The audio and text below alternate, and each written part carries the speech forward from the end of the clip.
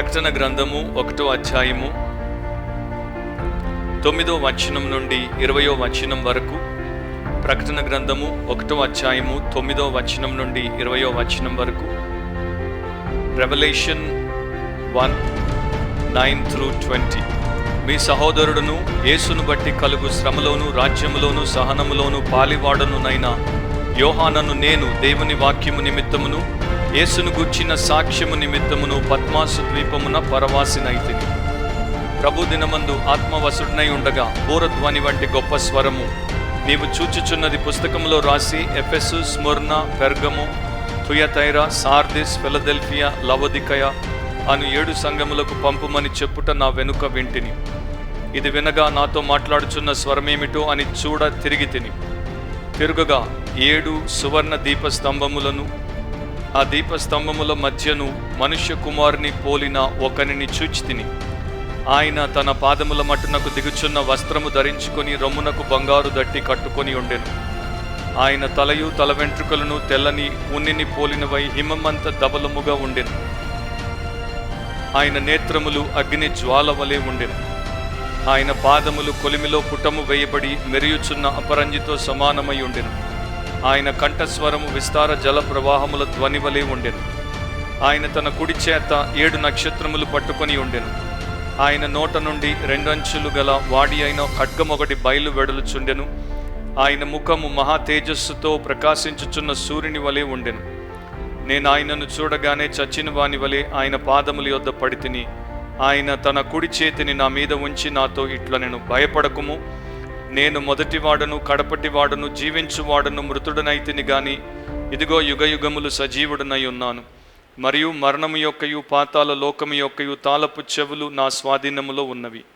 కాగా నీవు చూచిన వాటిని ఉన్న వాటిని వీటి వెంట కలుగబోవు వాటిని అనగా నా కుడి చేతిలో నీవు చూచిన 7 నక్షత్రములను గూర్చిన మర్మమును ఆ 7 సువర్ణ దీపస్తంభముల సంగతియు రాయుము.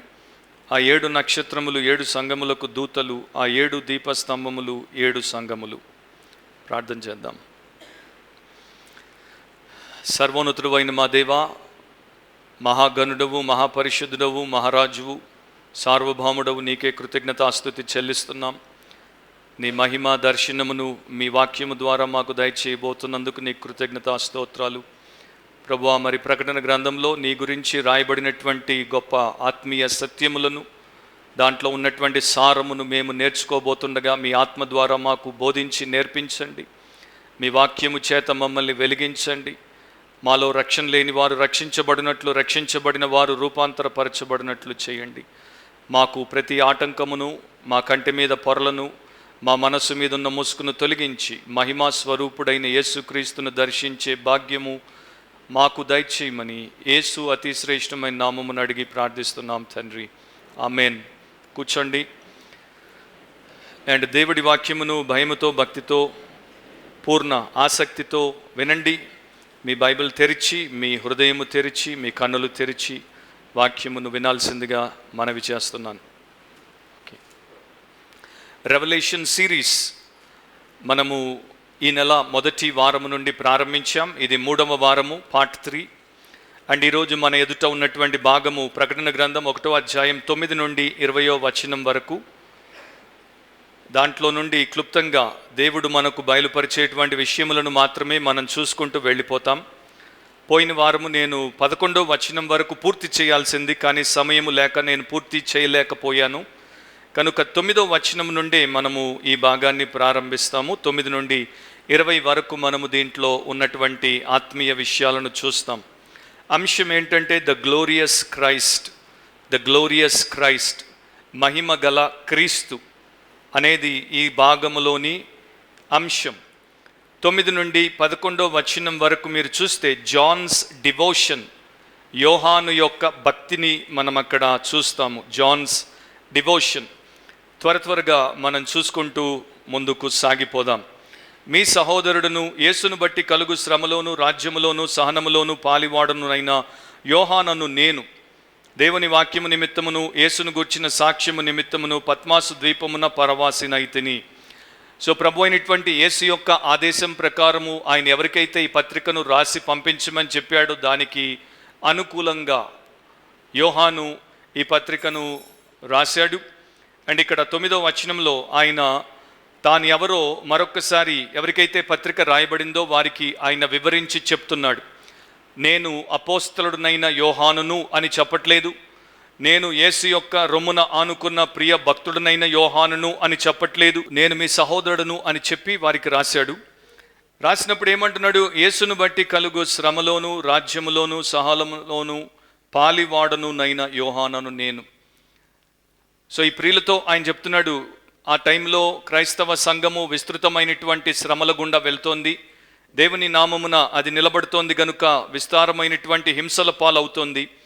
అలాంటి వారికి రాసినప్పుడు యోహాను భక్తుడు ఏమంటున్నాడు? నేను కూడా ఆ శ్రమలో మీతో పాటు పాలివాడను, కంపానియన్గా ఉన్నాను, దాంట్లో మీ పార్ట్నర్గా ఉన్నాను, కో పార్టిసిపెంట్గా ఉన్నాను, పార్టేకర్గా ఉన్నాను. యోహాను చాలా ఉన్నతమైనటువంటి దైవ సేవకుడైనప్పటికీ, అపోస్తులైనప్పటికీ, యేసుక్రీస్తు ప్రభు యొక్క ప్రియ దాసుడైనప్పటికీ ఆయనకు కూడా శ్రమల నుండి మినహాయింపు అనేది దొరకలేదు, ఎగ్జెంప్షన్ అనేది దొరకలేదు. ఆయన కూడా శ్రమల పాలు అయ్యాడు. అండ్ ఇక్కడ మీరు గమనిస్తే యోహాను ఈ సమయంలో పండు ముసలి, 90 సంవత్సరాల వయస్సు మీద పడినటువంటి ముదుసలి అయినటువంటి వాడు. పద్మాసు ద్వీపములో రాళ్లను కొడుతూ క్రీస్తు యేసు కొరకు ఒక ఖైదీగా ఉన్నాడు. ప్రిజనర్ లేకపోతే క్రిమినల్ ఫర్ క్రైస్ట్ అని చెప్పొచ్చు.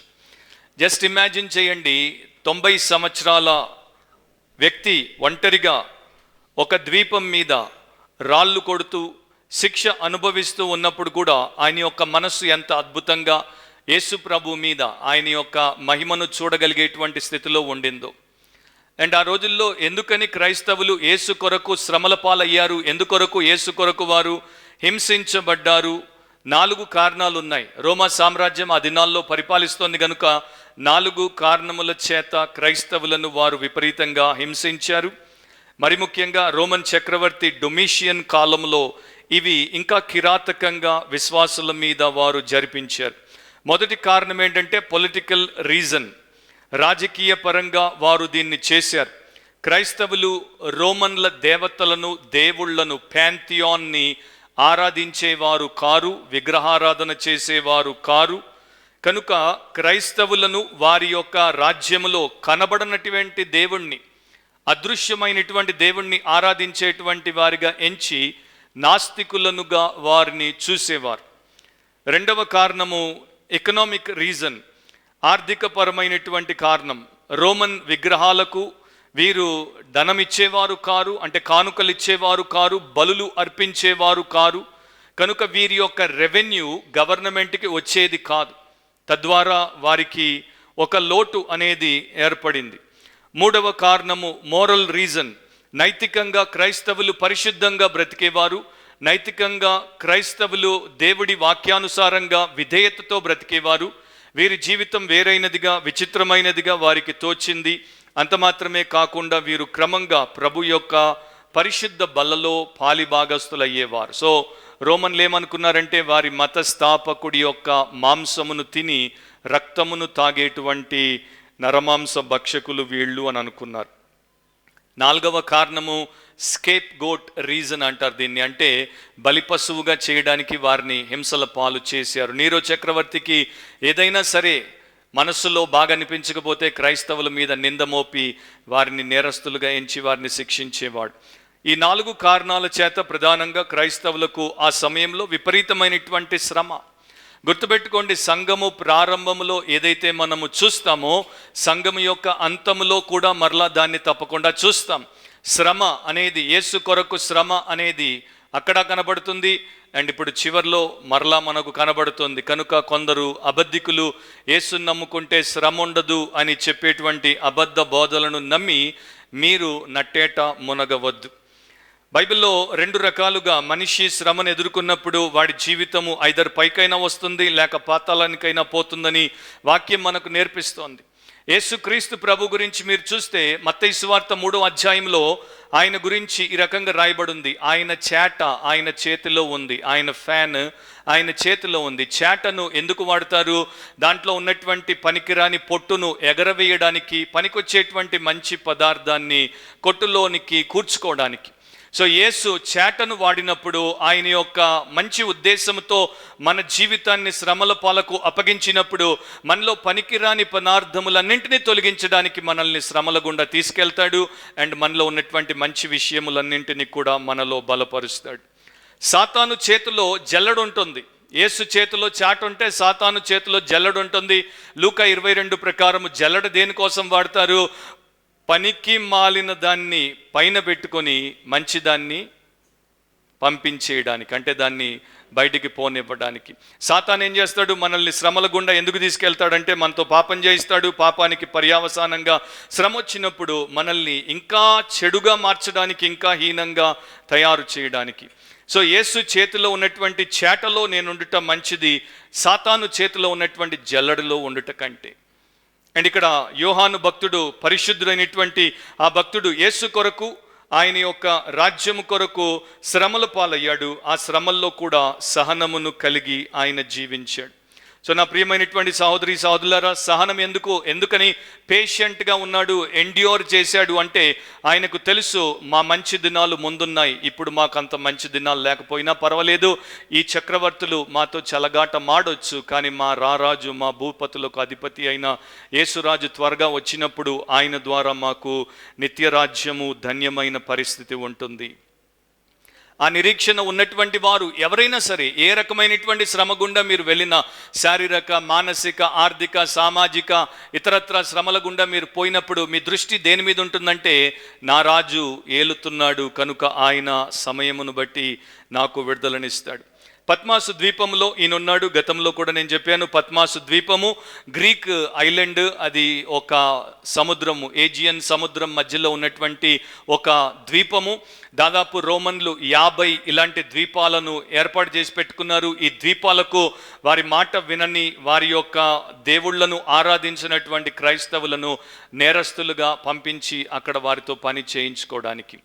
మీరు పద్మాసు ద్వీపానికి 2 మార్గాల గుండా ప్రస్తుతం వెళ్ళొచ్చు. ఒకటి టర్కీ దేశంలో ఉన్నటువంటి ఎఫెస్ నుండి, ఎఫెస్ అనేటువంటి ప్రాంతంలోనే ఎఫెస్ సంఘం ఉంది. అక్కడి నుండి మీరు వస్తే ఓడ ప్రయాణము చేయాలి. అండ్ ఓడ అంటే పెద్ద షిప్ కాదు, బోట్ అంటే చిన్న బోట్ కాదు, దాదాపు 200-300 మంది పట్టేటువంటి ఒక మిడ్ సైజ్డ్ ఫెర్రీ అంటారు. దాంట్లో మీరు ఎఫెస్ నుండి పద్మాస్కి రావచ్చు. లేకపోతే మీరు గ్రీస్ నుండి వెళ్ళాలంటే ఏథెన్స్ నుండి సామోస్ అనేటువంటి ఇంకొక ద్వీపానికి విమానంలో వెళ్ళాలి.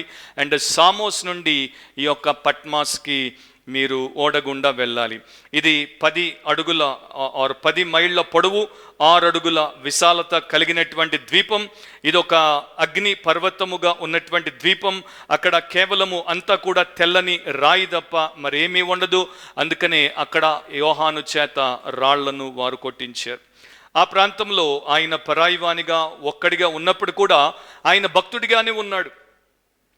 ఆయన మీరు ఎందుకు అక్కడ ఉన్నాడో చెప్పాడు. దేవుని వాక్యము నిమిత్తము, యేసును గూర్చిన సాక్ష్యము నిమిత్తము నేను అక్కడికి పంపించబడ్డాను. ఎవరైనా సరే గుర్తుపెట్టుకోండి, దేవుడి వాక్యానికి అనుగుణంగా బ్రతికితే వారు తప్పకుండా శ్రమల పాలవుతారు. వారి ఇంటి వారి నుండి, బయట వారి నుండి, అండ్ సమాజం నుండి, ప్రభుత్వం నుండి రకరకాలుగా వారు శ్రమల పాలవుతారు. కెనడా దేశంలో జేమ్స్ కోట్స్ అనేటువంటి పాస్టర్ ప్రస్తుతము జైల్లో పెట్టబడ్డాడు. ఎందుకు జైల్లో పెట్టబడ్డాడు? ఎందుకంటే కెనడియన్ ప్రభుత్వము కరోనాని కంట్రోల్ చేయడానికి ఆదివారము వారు ఆరాధనలో మరి ఇన్ పర్సన్ గ్యాదరింగ్లో కూడుకోవద్దని చెప్తే ఆయన ప్రభుత్వం మాట నేను వినను, ప్రభు మాట నేను వింటాను, మాకు అలాంటి సమస్య లేదు అని చెప్పి తన చర్చ్ బిల్డింగ్లో ఇన్ పర్సన్ గ్యాదరింగ్తో ఆయన ఆరాధన చేశాడు. సో ఆయన చేసినటువంటి నేరం ఏంటి అంటే క్రైస్తవులందరినీ దేవుణ్ణి ఆరాధించడానికి చర్చికి రానిచ్చాడు. కనుక ఆయన్ని పోయిన నెల నుండి జైల్లో పెట్టారు. సో యేసు వాక్యం కొరకు అండ్ యేసును గురించినటువంటి సాక్ష్యం కొరకు మనము అనేక రకాలుగా హింసించబడతాం. గ్రీకులో బాగుంటుంది, ఎన్ పాట్మో అంటే పద్మాసులో ఉన్నాను, ఎన్ న్యూమాటి అంటే ఆత్మవశుడనై ఉన్నాను.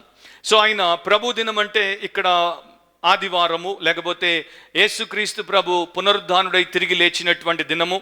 దీంట్లో కూడా ఒక విభేదం ఉంది. ప్రభు దినం అంటే ద లార్డ్స్ డే అంటే మొదటి దినము, సంఘము యేసు తిరిగి లేచాడు గనుక ఆయన ఆరాధించడానికి మొదటి దినాన్న కూడుకునేది. మన క్యాలెండర్స్, మన ఇవ్వబడినటువంటి డైరీస్లో ఒక తప్పు ఇంకా కొనసాగుతుంది.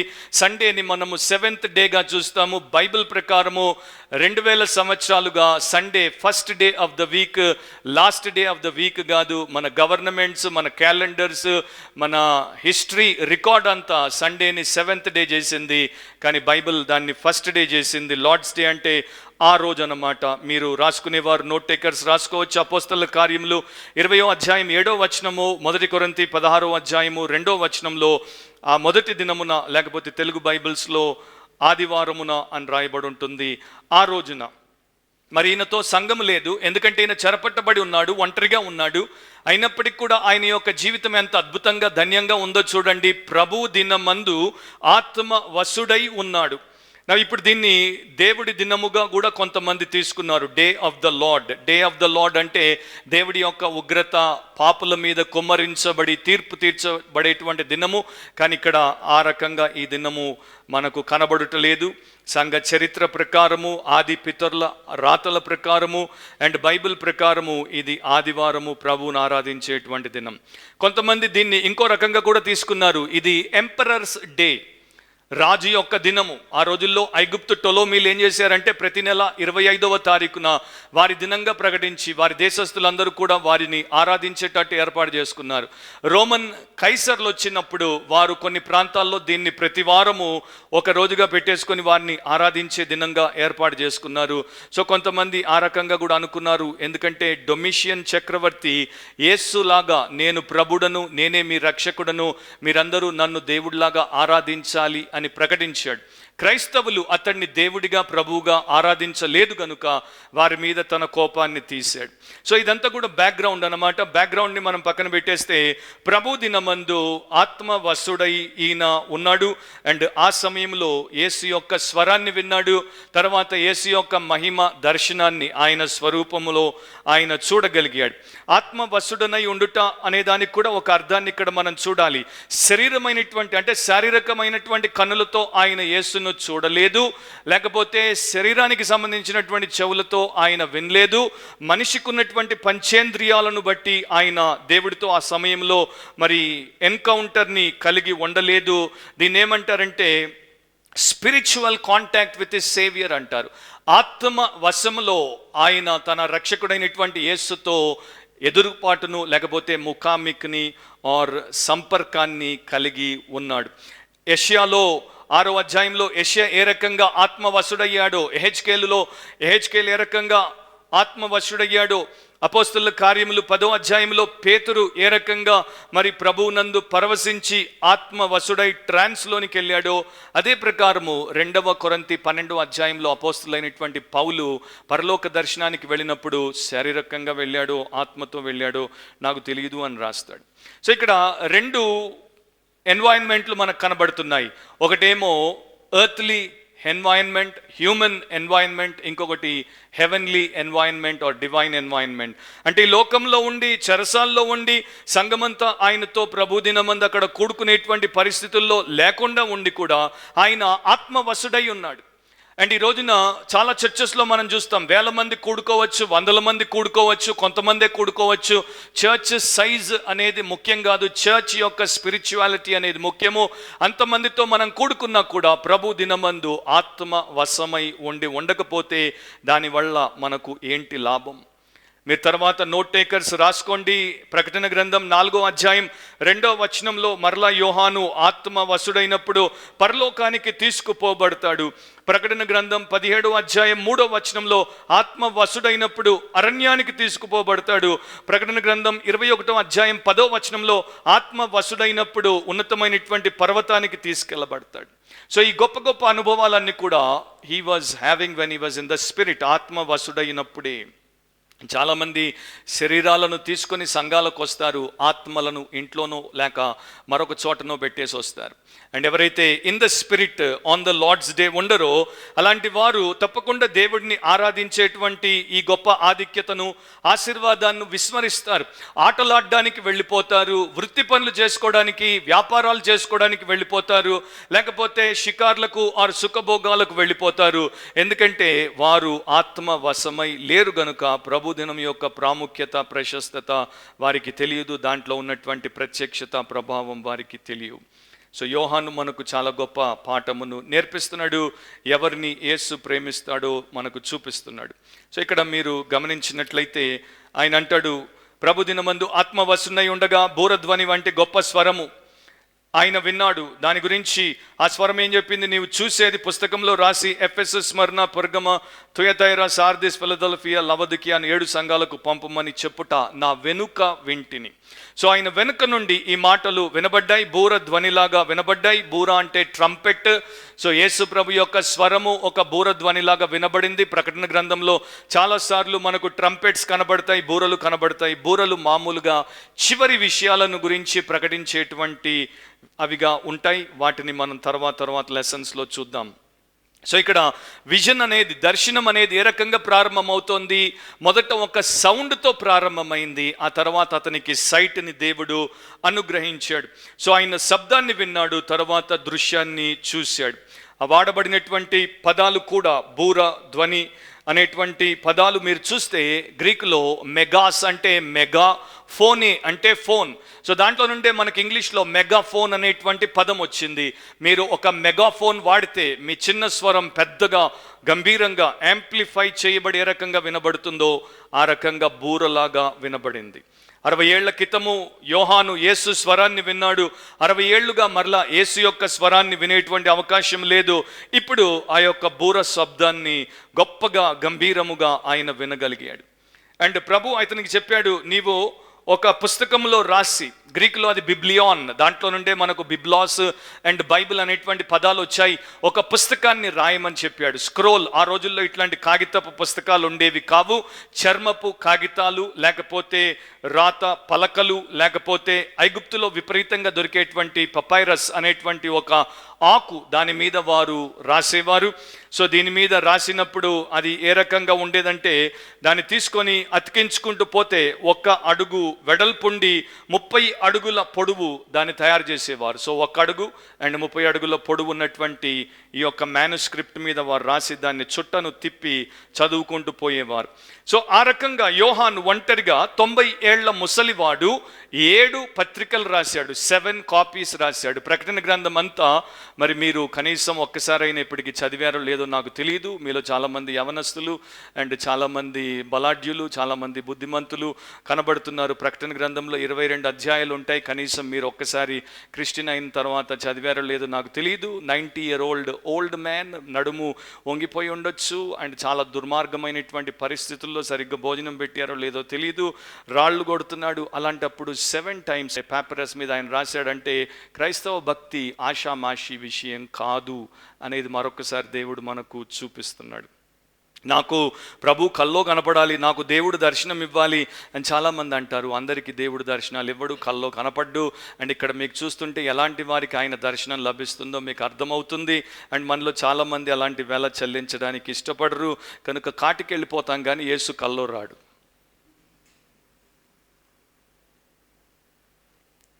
ఇక్కడే చెప్తే నా మెసేజ్ ఈరోజు కూడా అయిపోదు, ఇక్కడ నుండి దాటిపోతాను. ఈ 7 సంఘాలకు ఎందుకంటే యేసు ప్రభు వాటిని ఎంచుకున్నాడు. ఆ కాలానికి, తర్వాత రాబోయేటువంటి కాలానికి స్థానికంగానే కాకుండా సార్వత్రిక సంఘముగా అది ఉండడానికి. అండ్ ఈ 7 ఆ యొక్క పోస్టల్ రూట్ అంటారు దాన్ని. అంటే అక్కడి నుండి అక్కడికి ఒక చక్కని అడ్మినిస్ట్రేటివ్ సెంటర్గా, పోస్టల్ రూట్గా ఆ యొక్క పురాతనమైనటువంటి కాలంలో ఇది ఏర్పాటు చేయబడింది. ఆ స్థానికులకు మాత్రమే కాకుండా ప్రపంచవ్యాప్తంగా వచ్చేటువంటి సందర్శకులకు, వ్యాపారులకు కూడా ఇవి 7 కేంద్రాలుగా ఉన్నాయి. సో ఇక్కడ ఈ సంఘాలకు పత్రిక ద్వారా యేసుప్రభు యొక్క సత్యం వెళ్ళిపోతే ప్రపంచమంతటికి వెళ్ళిపోతుంది కనుక ఈ 7 సంఘాలను ఆయన ఎంపిక చేసుకున్నాడు. ఇక 12వ వచనాన్ని మీరు చూస్తే, ఇది వినగా నాతో మాట్లాడుచున్న స్వరమేమిటో అని చూడ తిరిగి తిని, అప్పుడు అతడు వెనక్కి తిరిగాడు. ఎందుకంటే ఏ స్వరం అయితే గంభీరంగా అతనితో మాట్లాడిందో ఆ స్వరం ఏంటో చూడ్డానికి అతడు వెనక్కి తిరిగాడు. వెనక్కి తిరిగిన తర్వాత అతనికి దర్శనం అనేది ప్రారంభమైంది. మహిమా స్వరూపుడైనటువంటి యేసుక్రీస్తు ప్రభు తన యొక్క స్వరూప దర్శనాన్ని ఇక్కడ మొట్టమొదటిసారి యోహానుకు చూపించాడు. నా ప్రియమైనటువంటి సహోదరి సహోదరులారా, మరొకసారి ఆత్మ సంబంధమైనటువంటి దర్శనాన్ని గురించి ఒక మాటను నేను మీతో చెప్పనివ్వండి. ఒక యవనస్తుడికి కంటి సమస్య వచ్చింది. సో ఐ డాక్టర్ దగ్గరికి వెళ్ళాడు. ఐ డాక్టర్ దగ్గరికి వెళ్ళినప్పుడు ఆయన పరీక్ష చేసిన తర్వాత అతనికి చెప్పాడంట, నీకు కొంచెము మరి చూపు విశాలత చేసుకోవాల్సినటువంటి అవసరం ఉంది, ఎన్లార్జ్ చేసుకోవాల్సినటువంటి అవసరం ఉంది, కనుక నేను నీకు ట్రీట్మెంట్గా ఒక సలహా ఇస్తున్నాను, దీన్ని తప్పకుండా పాటించు. అతడు న్యూయార్క్లో ఉండేటువంటి వాడు కనుక చెప్పాడు, ఫెర్రీ ఎక్కి న్యూ జెర్సీ వైపు అన్న వెళ్ళు, లాంగ్ ఐలాండ్ కన్నా వెళ్ళు, ఎందుకంటే ఆ నది మీద నీవు లేకపోతే సముద్రం మీద అయినా వెళ్ళిపోయి నీవు ఎంత దూరము చూడగలవో అంత దూరము చూచే ప్రయత్నము చేయి. ఆ రకంగా నీ కంటికి అభ్యాసము ఎక్సర్సైజ్ని నీవిస్తే నీ యొక్క చూపు బాగుపడుతుంది. ఎందుకంటే న్యూయార్క్ నగరంలో బతుకుతున్నావు, నువ్వు పుస్తకాన్ని చదివినా ఏదైనా రాసినా ఏమీ చదవకుండా రాయకుండా ఉన్నా నీ యొక్క ఐసైట్ డిస్టెంట్ కాదు, లాంగ్ రేంజ్ కాదు, షార్ట్ రేంజ్లో ఉంటుంది. ఎందుకంటే మనం చూపులు ఎత్తి చూస్తే మనకన్నీ అడ్డం వస్తూ ఉంటాయి. ఐదర్ ఒక వాహనం అయినా అడ్డం వస్తుంది, లేకపోతే ఒక వాల్ అయినా అడ్డం వస్తుంది, లేకపోతే మరొకటైనా అడ్డం వస్తుంది. సో ప్రాథమికంగా డాక్టర్ ఈ వ్యక్తితో ఏం చెప్తున్నాడంటే, మనము దూరపు చూపును కలిగినటువంటి వారము కాము, మన చూపు మన బతుకంతా దగ్గర వాటిని చూస్తూనే సరిపెట్టుకుంటున్నాం. ఇదేది నువ్వు చేయలేకపోతే న్యూయార్క్లో హైయెస్ట్ స్కై స్క్రేపర్ అంటే ఎత్తైన బిల్డింగ్ ఎక్కు, అక్కడ నుండి హొరైజాన్ని అంటే ఆకాశంలో చివర కొన ఎంత దూరం అయితే నీకు కనపడుతుందో అంత దూరం వైపు చూడు అని చెప్పాడు. గెట్ దట్ డిస్టెన్స్ అని చెప్పాడు. సో మనం కూడా మన జీవితంలో పడిపోయి మన సమస్యలు, మన శోధనలు, మన ఇబ్బందులు, మన ఇరుకులు, మన లోకము, మన చదువులు, మన ఉద్యోగాలు, మన వ్యాపారాలు, మన సంబంధాలు, మన సుఖాలు అనే వీటిలో పడిపోతే we cannot get the distant vision where we can see this glorified Christ. మీ అనుదిన జీవితంలో ఈ మహిమ కలిగినటువంటి క్రీస్తు ప్రత్యక్షతను మీరు కలిగి ఉండలేరు. మీ దృష్టిని, ఆత్మీయ దృష్టిని, మనోనేత్రాలను సారించి చూస్తేనే తప్ప, మీ చుట్టూ ఉన్న వాటి నుండి పైకెత్తి చూస్తేనే తప్ప ఈయన కనపడ్డు. సో రెండో పాయింట్ ఏంటి, జాన్స్ డివోషన్ తర్వాత రెండో విషయం ఏంటంటే జీసస్ డిస్క్రిప్షన్. జీసస్ డిస్క్రిప్షన్, యేసు వర్ణన 13 నుండి 17 వరకు కలిగినటువంటి భాగంలో మనకు కనబడుతుంది. మనము వేగంగా క్లుప్తంగా చూసుకుంటూ వెళ్ళిపోదాము. ఆయన వెనక్కి తిరిగి చూడగా 13వ వచనం చదువుతున్నాను. తిరుగగా 7 సువర్ణ దీపస్తంభములను, ఆ దీపస్తంభముల మధ్యను మనుష్య కుమారుని పోలిన ఒకనిని చూచి తిని, ఆయన తన పాదముల మట్టుకు దిగుచున్న వస్త్రము ధరించుకొని రొమ్మునకు బంగారు దట్టి కట్టుకొని ఉండెను. సో ఈయన ఇక యేసును చూశాడు. అండ్ యేసుక్రీస్తు ప్రభు ఏ రకంగా కనబడ్డాడో దాని గురించే రాశాడు. ఆయన 7 సువర్ణ దీపస్తంభముల మధ్య మనుష్య కుమారుడిగా కనపడ్డాడు. ఈ 7 సువర్ణ దీపస్తంభములు ఏమిటి అనే దానికి ప్రభు అయినటువంటి యేసే 20వ వచనంలో మనకు ఆన్సర్ ఇచ్చాడు. అవి 7 సంఘాలు. సో ఈ క్యాండిల్ స్టిక్ అనేది ఏంటి అంటే the church of Jesus Christ. ఆ సంఘాల మధ్యలో యేసుక్రీస్తు ప్రభు యోహానుకు కనబడ్డాడు. So he was in the midst of his churches. Old టెస్టమెంట్లో దీప వృక్షము అని రాయబడింది, నిర్గమాకాండం 25వ అధ్యాయము, లేకపోతే హెబ్రీ పత్రిక 29వ అధ్యాయంలో దీపస్తంభం అని ఉంటుంది. జకరియా 4వ అధ్యాయం 2వ వచనంలో కూడా ఉంటుంది. కొంత వేగంగా మీరు రాస్తారని ఆశిస్తున్నాను, లేకపోతే నా లెసన్ కంప్లీట్ అవ్వదు. 90 ఏళ్ల యోహాను ఎలా రాశాడో జ్ఞాపకం చేసుకోండి. నోట్ టేకర్స్ వేగంగా రాయండి. సో ఆ వచనాలు మీరు తర్వాత చదువుకోండి. అక్కడ ప్రస్తావించబడినటువంటి దీప వృక్షము లేక దీప స్తంభము మరలా ఇక్కడ ప్రస్తావించబడుతోంది. అయితే ఒకే ఒక వ్యత్యాసము, యూదులకు ఒకే ఒక దీప స్తంభము 7 కొమ్మలు ఉండేవి, 7 బ్రాంచెస్ ఉండేవి. దీన్నే మీరు మరి గూగుల్ చేసి కూడా చూడొచ్చు, మెనోరా అంటారు. సో ఒక్క స్టాండ్ మీద 7 ల్యాంప్ స్టాండ్స్ ఆర్ బ్రాంచెస్ ఉంటాయి. దాని యొక్క అర్థం ఏంటంటే యూదా సంఘము, యూదా సమాజము ఒకటే, ఒకే జనాంగము, ఒకే ప్రజానికముతో తయారు చేయబడింది. కానీ యేసు యొక్క సంఘము ఒకటి కాదు, 7 సంఘాలు, అనేకుల చేత ఏర్పాటు చేయబడినటువంటి ఆయన యొక్క ప్రియ సంఘము. సో జ్యూయిష్ చర్చ్ అనేది ఒకవేళ ఓల్డ్ టెస్టమెంట్ కాంగ్రిగేషన్ తీసుకుంటే made of one people, but the church of Jesus Christ is made of many people అనేది ఇక్కడ మనకు కనపడుతోంది. మూల విషయం ఏంటి? యేసు ఆ సంఘముల మధ్యలో ఉన్నాడు. He is in the midst of the churches. యేసు ప్రభువుకి మధ్యలో ఉండడం ఇష్టం. మీరు లూకా సువార్త 2వ అధ్యాయం 46వ వచనాన్ని చదివినట్లయితే, ఆయన 12 ఏళ్ల వయస్సు గలవాడైనప్పుడు దేవాలయంలో అక్కడ ఉన్నటువంటి బోధకుల మధ్య కూర్చుండి తల్లిదండ్రులకు కనబడ్డాడు. సో ఆయన బాల్యము నుండే దేవాలయంలో బోధకుల మధ్య కనబడతాడు. ఆ తర్వాత మత్తయి సువార్త 18వ అధ్యాయం 20వ వచనాన్ని చదివితే, ఎక్కడ 2 లేక 3 నా నామమున కూడుకొని ఉంటారో వారి మధ్య నేను ఉంటాను అని ఆయన చెప్పాడు. ఆ తర్వాత మత్తయి సువార్త 27:38వ వచనంలో చూస్తే, అటొకడు ఇటొకడు 2 నేరస్తులు సిలువ మీద వ్రేలాడదీయబడినప్పుడు వారి మధ్య విమోచకుడు వ్రేలాడదీయబడ్డాడు. సో యేసు ప్రభు మధ్యలో ఉండుటను ఇష్టపడతాడు. అండ్ ఈ రోజున చాలా చర్చెస్ ప్రపంచవ్యాప్తంగా వారి యొక్క చర్చ్ సెంట్రల్ పాయింట్లో సెంట్రల్ ఫిగర్గా యేసు ప్రభువుని కాకుండా మరొకరిని పెట్టుకోవడము, అది చాలా దారుణమైనటువంటి దుర్మార్గము, పాపము. ఎన్నో చర్చెస్ మన చుట్టూ, మన హైదరాబాద్లో, మన ఆంధ్రాలో, మన తెలంగాణలో, మన ఇండియాలో, ఆసియాలో, అమెరికాలో అనేక చోట్ల మనకు కనబడేది ఏంటి? సెంటర్ ఆఫ్ ద చర్చ్లో మనకు పర్సనాలిటీస్ కనబడతాయి. ఆ చర్చ్ పాస్టర్, లేకపోతే చర్చ్ పాస్టర్ అమ్మగా పిలువబడేటువంటి వ్యక్తి, ఆ చర్చ్ బిషప్, లేకపోతే ఆ చర్చ్ అపోస్తలు, ఈ పర్సనాలిటీస్ చర్చ్ మధ్యలో కనబడతారు. ఆ చర్చ్ వారి చుట్టే తిరుగుతుంది. ఆ చర్చ్ వారిని బట్టే నడుస్తుంది. వారుంటే చర్చ్ ఉంటుంది, వారు పోతే మూతపడుతుంది. ఇది దైవ విరుద్ధమైనటువంటిది. పర్సనాలిటీస్ చర్చ్ సెంటర్లో ఉండకూడదు. ప్రోగ్రామ్స్ చర్చ్ సెంటర్లో ఉండకూడదు. ప్రాపర్టీస్ చర్చ్ సెంటర్లో ఉండకూడదు. కొంతమంది యూట్యూబ్లో మా చర్చి ఎంత పెద్దదో అని గొప్పగా డబ్బాలు కొట్టుకుంటూ చూపిస్తున్నారు. అది ఆ రకంగా బిబ్లికల్గా ఉండకూడదు. అండ్ పొజెషన్స్, మాకు ఇంత ఆస్తుంది, లేకపోతే మాకు అన్నున్నాయని చెప్పుకోవడము మంచిది కాదు. చర్చ్ మధ్యలో యేసుక్రీస్తు ప్రభువు ఉండాలి. అండ్ ఆయనే ఉంటాడు. ఈ రోజున అలా ఆయన్ని కలిగి ఉండనివి అసలు చర్చిలు కావు.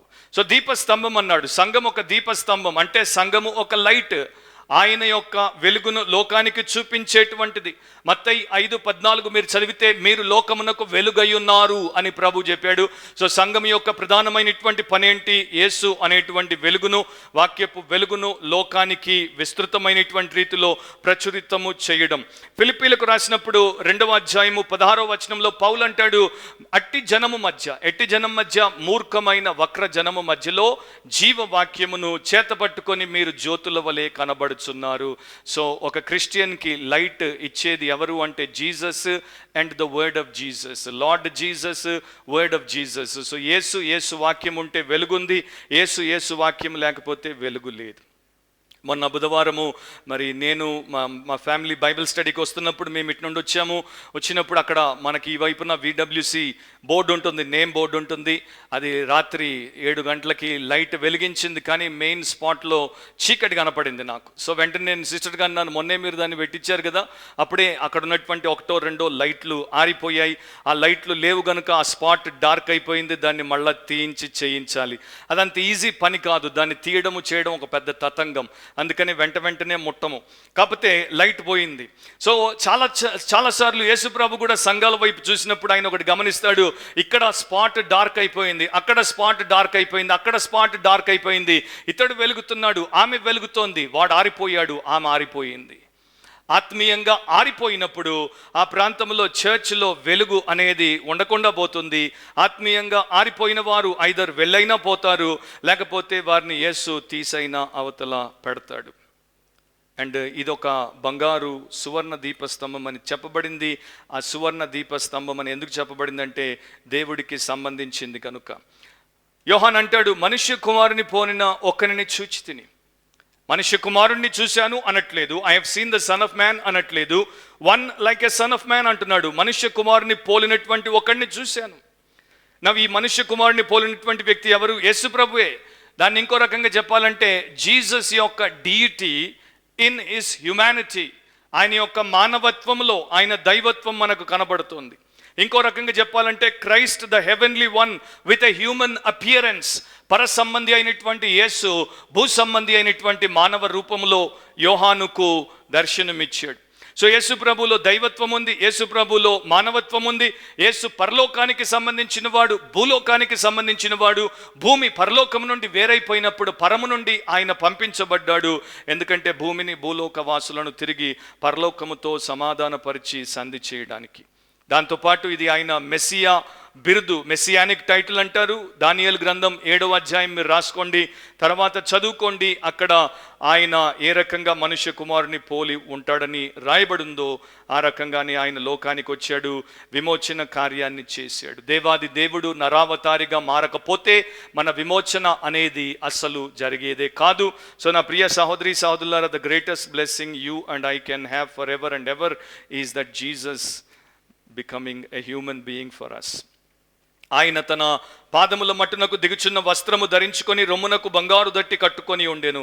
ఇక ఆయన యొక్క అపియరెన్స్ తర్వాత ఆయన యొక్క అటైర్ గురించి, ఆయన యొక్క గార్మెంట్స్ గురించి భక్తుడైనటువంటి యోహాను చూశాడు, దాని గురించి మాట్లాడుతున్నాడు. యేసు ప్రభు పైనుండి కింది వరకు నిలువు టంగి వేసుకున్నాడు.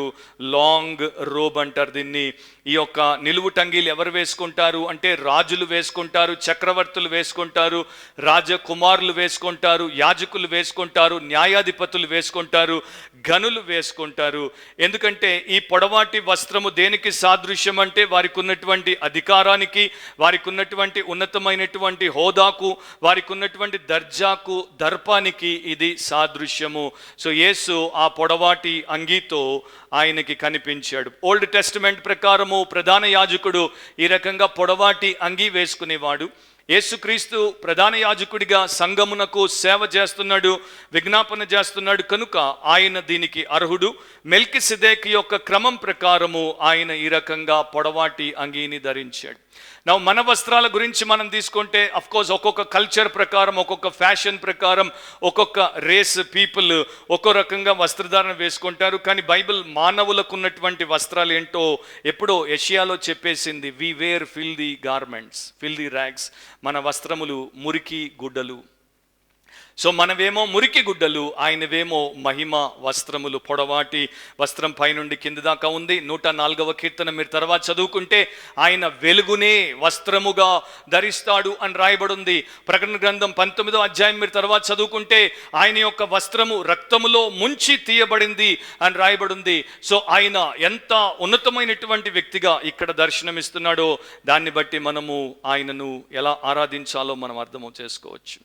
అండ్ ఆయన యొక్క రొమ్మునకు బంగారు దట్టి ఉంది. అంటే బెల్ట్ ఇక్కడ కట్టారు. మామూలుగా మనందరికీ తెలుసు బెల్ట్ ఎక్కడ కడతారు, నడుముకి కడతారు.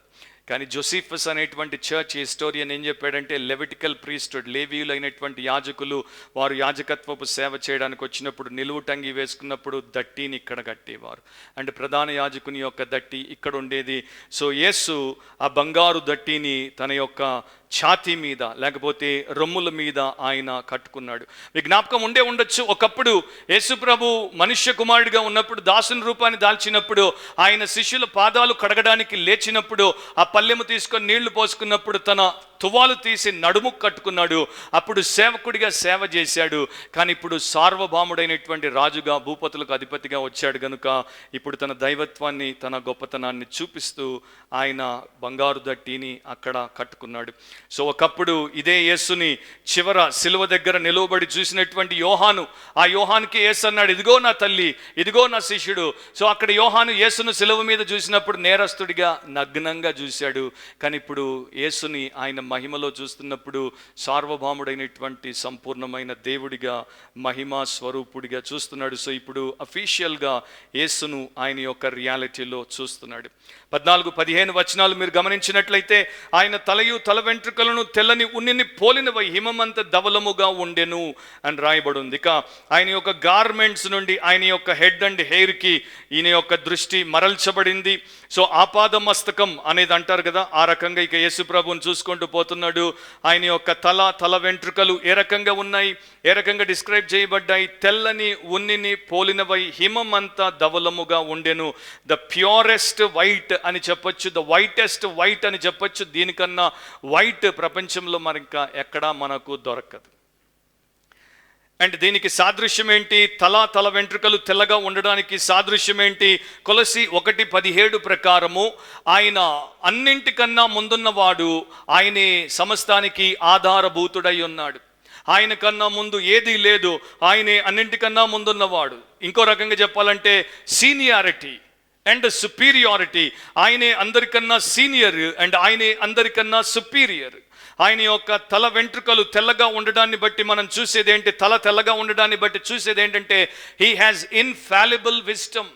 లోటు లేనటువంటి జ్ఞానము ఆయనది, సంపూర్ణమైన పరిపూర్ణమైన అసాధారణమైనటువంటి జ్ఞానము ఆయనది. అండ్ ఎంతో యథార్థమైనటువంటి స్వచ్ఛత, పవిత్రత ఆయనది. సో ఆయన ఎంత పవిత్రుడు అంటే ఆయన అన్నింటి నుండి వేరు చేయబడినటువంటి వాడు. సపరేట్ అనేది యాక్చువల్గా హీబ్రూ ఆ పదానికి అర్థం ఏంటంటే to cut and keep it aside, దాన్ని కోసి పక్కన పెట్టేయడం. కొంతమంది వారికి ముఖ్యమైనటువంటి వాటిని కోసి పక్కన పెట్టేస్తారు. పూజలు చేసేవారు కావచ్చు, లేకపోతే దేవుడికి కానుకలు ఇచ్చేటువంటి వారు కావచ్చు. ఇది ప్రథమ ఫలం, ఫస్ట్ పంట దేవుడికి అని పెడతారు చూడండి. So that is set apart. So అట్లా కోసి పక్కన పెట్టేయడం. సో సృష్టి యావత్తులో, విశ్వమంతట్లో ఆయన పక్కన పెట్టబడున్నాడు. ఆయనను ఎవరు ముట్టలేదు, ముట్టరు. అండ్ ఆయన అనడు మైల పడడు. అంత మహిమ కలిగినటువంటి, పరిశుద్ధత కలిగినటువంటి వాడు. ఈ రెండు కూడా మనకి దానియేలు గ్రంథము 7వ అధ్యాయంలో కనబడతాయి. మీరు తర్వాత రాసుకొని చదవండి. 9వ వచనం నుండి 14వ వచనం వరకు చదువుకోండి. అక్కడ ఏన్షియంట్ ఆఫ్ డేస్గా, మహావృద్ధునిగా, తెల్లని వెంట్రుకలు కలిగినటువంటి మహావృద్ధునిగా, కురువృద్ధునిగా ఆయన కనబడతాడు. అండ్ ఆయనే తెల్లని వస్త్రములు ధరించినటువంటి వానిగా, యేసుక్రీస్తు యొక్క ప్రవచనమైనటువంటి ఆ గొప్ప ప్రవచనాన్ని ఇక్కడ నెరవేరుస్తూ ఆయన కనబడతాడు. ఈయన దగ్గరే మన జీవితానికి అవసరమైనటువంటి అతి శ్రేష్టమైనటువంటి వరము మనకు లభిస్తుంది. అదేంటో కూడా ప్రవక్త అయినటువంటి యెషయా ద్వారా దేవుడు బయలుపరిచాడు. ఆ వచనం నేను చదువుతాను. యెషయా 1:18. యెహోవా ఈ మాట సెలవిచ్చుచున్నాడు, రండి మన వివాదము తీర్చుకొందుము. మీ పాపములు రక్తము వలె ఎర్రనివైనను అవి హిమము వలె తెల్లబడును, కెంపు వలె ఎర్రనివైనను అవి గొర్రెబొచ్చు వలె తెల్లని వగును అని ప్రభు చెప్తున్నాడు. సో మన పాపములు ఎలాంటివైనా సరే వాటిని ఆయన క్షమించి వాటిని శుద్ధి చేసి హిమము వలె తెల్లగా మార్చేటువంటి, గొర్రెబొచ్చు వలె తెల్లగా మార్చేటువంటి శక్తి కలిగినటువంటి వాడు. Only he can purify your soul, only he can forgive your sin. ఆయనే నీ ఆత్మను శుద్ధి చేయగలడు, నీ యొక్క పాపమును క్షమించగలడు. కవిగా పేరుగాంచినటువంటి హెన్రీ వాడ్స్వర్త్ లాంగ్ ఫెలో ముసలితనంలో చనిపోయే సమయం వచ్చింది. మరణ పడక మీద ఉన్నాడు. ఆ టైంలో ఆయనకు స్నేహితుడు ఇంకొక ముసలివాడు రాల్ఫ్ వాల్డో ఎమర్సన్, ఇద్దరు ప్రపంచ ప్రముఖులు. సో ఈయన ఆ వార్త విన్నప్పుడు చూడ్డానికి వచ్చాడు. వాల్డో ఎమర్సన్కి మతిమరుపు వచ్చేసింది. ఆయనేమో స్పృహలో లేడు. సో బెడ్ దగ్గరికి వచ్చాడు. ఎమర్సన్ ఈ యొక్క లాంగ్ ఫెలో బెడ్ దగ్గరికి వచ్చి ఆ బెడ్ దగ్గర ఆయనను చూసినప్పుడు నింపాదిగా ఈ రకంగా అన్నాడు, ఈ పెద్ద మనిషి పేరేంటో నాకు గుర్తులేదు. I don't remember this gentlemen's name, but he has a white soul. కానీ ఇతనిది తెల్లని ఆత్మ అని చెప్పాడు. ఎంత గొప్ప సాక్ష్యమో చూడండి. మీరు మరణ పడక మీద ఉన్నప్పుడు మీ దగ్గరికి ఎవరైనా వచ్చి మీరెంత శ్రేష్టంగా బతికారు, మీరెంత ధన్యులు, మీ జీవితం ఎంతో స్వచ్ఛంగా గడిచిపోయింది అని చెప్తే ఎంత బాగుంటుంది. సో ఈయనది తెల్లని ఆత్మ అని చెప్పాడు. చెప్పిన వాడు మామూలు వాడు కాదు, ప్రపంచ స్థాయి మేధావి. అంటే ఆయన ఆ పై వ్యక్తిని చూడలేదు, ఆయన మేధస్సును చూడలేదు, కానీ ఆయన యొక్క వ్యక్తిత్వాన్ని చూశాడు, ఆయన పర్సనాలిటీని చూశాడు. యేసుక్రీస్తు ప్రభు మనకి ఈ రకంగా కనపడడానికి గల ప్రధాన కారణం ఏంటంటే చాలామంది ఆయన యొక్క వ్యక్తిత్వాన్ని బొత్తిగా పట్టించుకోరు. పర్సనాలిటీ ఆఫ్ జీసస్ గురించి అస్సలు ఆలోచించరు. ఏళ్ళు ఆయన చర్చికి రావచ్చు, ఏళ్ళు బైబిల్ తెప్పచ్చు, ఏళ్ళు పాటలు పాడవచ్చు, ఏళ్ళు సేవకులతో ప్రార్థనలు చేయించుకోవచ్చు, కానీ జీసస్ యొక్క బ్యూటిఫుల్ పర్సన్ గురించి ఆలోచించరు. ఆయన ఇచ్చే గిఫ్ట్స్ గురించే పడి చేస్తారు, వరాల కోసమే పడి చేస్తారు. అలాంటి వారికి మరి ఎలాంటి ఆత్మలు ఉన్నాయో నేను మీకు ప్రత్యేకంగా చెప్పాల్సిన అవసరం లేదు. నేను సేవలో చాలాసార్లు తెల్లని అంగీలు వేసుకునే వారిని ఎక్కువ మందిని చూస్తాను, తెల్లని ఆత్మలు ఉన్న వారిని తక్కువ మందిని చూస్తాను. ఏది ముఖ్యం, తెల్లటి అంగియా తెల్లటి ఆత్మ? తెల్లటి అంగీ పైనుండి నల్లటి ఆత్మ లోపలుంటే నాకు కనపడకపోవచ్చు. తర్వాత మీరు చూడండి, ఇక్కడ 14వ వచనంలో 2వ భాగం, ఆయన నేత్రములు అగ్ని జ్వాల వలె ఉండెను. సో యేసు యొక్క తల వెంట్రుకల తర్వాత ఆయన యొక్క నేత్రాల గురించి, ఆయన కన్నుల గురించి మాట్లాడుతున్నాడు. కన్నులను యోహాను చూడగలిగినప్పుడు అవి అగ్ని జ్వాలలాగా మెరిసిపోతున్నాయి. సో ఈ యేసుక్రీస్తు ప్రభు యొక్క స్వరూప దర్శనం ఎంత గంభీరంగా ఉందో ఒకసారి ఆలోచించండి. ఆయన అగ్ని జ్వాల వంటి కన్నులు గలవాడు, ఎందుకంటే ఆయన తీక్షణమైనటువంటి చూపును కలిగినటువంటి వాడు. ఆయన అత్యంత లోతునకు చూడగలిగేటువంటి చూపును కలిగినటువంటి వాడు. ఆయన యొక్క కన్నులు అండ్ కంట్లో ఉన్నటువంటి ఆ యొక్క అగ్ని జ్వాల వంటి ప్రభావం ఎంత గొప్పదంటే, మనిషి యొక్క హృదయాన్ని, అంతరంగాన్ని, మనస్సును, ఆత్మను, సమస్తాన్ని చూడగలవు. They pierce, they penetrate, they perceive. అవి మనల్ని నుండి ఛేదించుకుంటూ పోతాయి, మనల్ని పూర్తిగా వేరు చేసి చూస్తాయి, అండ్ అక్కడ ఏముందో గమనిస్తాయి. మనల్ని మెచ్చుకుంటాయి, లేకపోతే మనల్ని బట్టి నొచ్చుకుని మనకు ఇవ్వాల్సినటువంటి శిక్షనైనా విధిస్తాయి. బైబిల్ ప్రకారం మీరు చూస్తే ఆయన ఎదుట ఆయన దృష్టికి కనబడని సృష్టము ఏదీ లేదు, అంతా కూడా ఆయనకి స్పష్టంగా కనబడుతోంది. హెబ్రీ 4:13 ప్రకారం. సో ఆయన మానవుల యొక్క ఆలోచనలను, వారి యొక్క ఉద్దేశములను, వారి యొక్క తలంపులను, ఊహలను, వారి యొక్క కల్పనలను, వారి యొక్క కృత్రిమములను, వారి యొక్క ప్రతి విషయాన్ని కూడా ఆయన చూడగలడు. ఒక భక్తుడు అందుకే అంటాడు, God not only sees men, he sees through them. దేవుడు మనుషులను మాత్రమే చూడు, దేవుడు మనుషుల గుండా చూస్తాడు.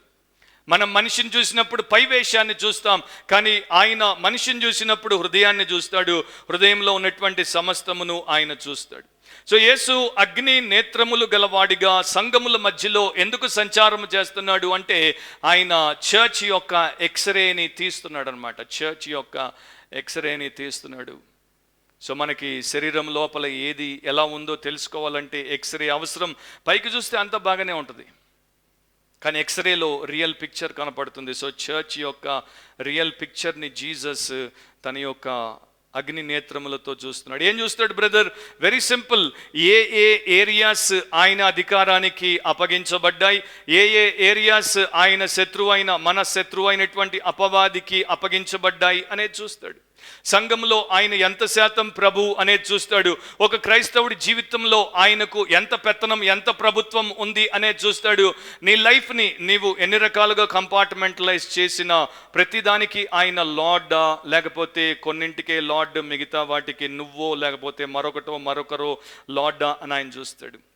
ఆత్మదేవుడి యొక్క ఆధీనంలో ఎన్ని ఏరియాస్ని పెట్టావు, నీ శరీరం యొక్క ఆధీనంలో ఇంకా ఎన్ని ఏరియాస్ని పెట్టుకొని ఉన్నావు అనేది ఆయన యొక్క అగ్ని నేత్రములు చూస్తాయి. ఒకప్పుడు ఇవే కన్నులు సానుభూతితో చూశాయి.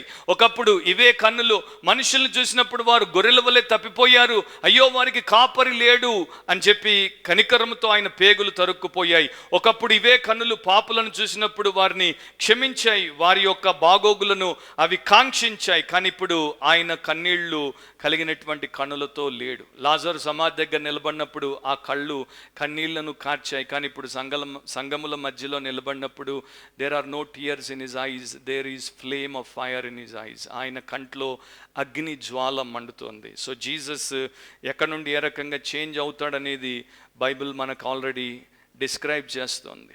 తర్వాత ఆయన యొక్క పాదముల గురించి రాస్తున్నాడు. ఆయన పాదములు 15వ వచనం, ఆయన పాదములు కొలిమిలో పుటం వేయబడి మెరియుచున్న అపరంజితో సమానమై ఉండెను అని రాయబడింది. పాదములు మరి దేనికి సాదృశ్యం అంటే ఆయనకున్నటువంటి సర్వాధికారానికి, absolute authority and victory over every known and unknown enemy.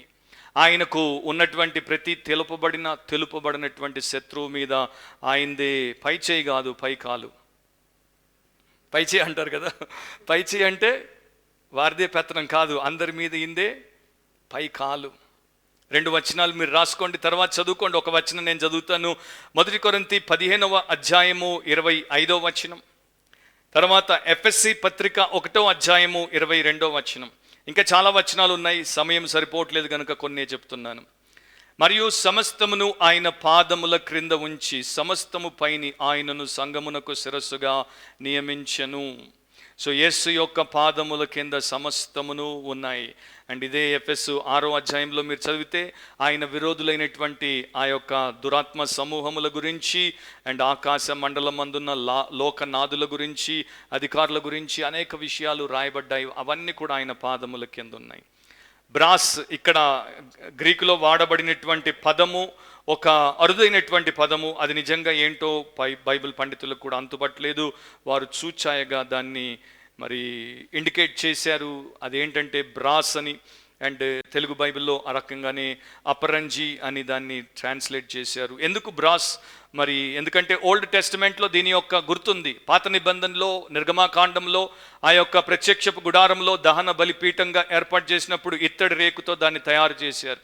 So అక్కడ బలులు అర్పించబడేవి పాపముల క్షమాపణ కొరకు. సో దేవుడి యొక్క తీర్పు అక్కడ మనకు కనబడేది. కనుక ఈ అపరంజి లేకపోతే ఇత్తడి అనేది ఒక తీర్పుకు సాదృశ్యమైనటువంటి విషయం.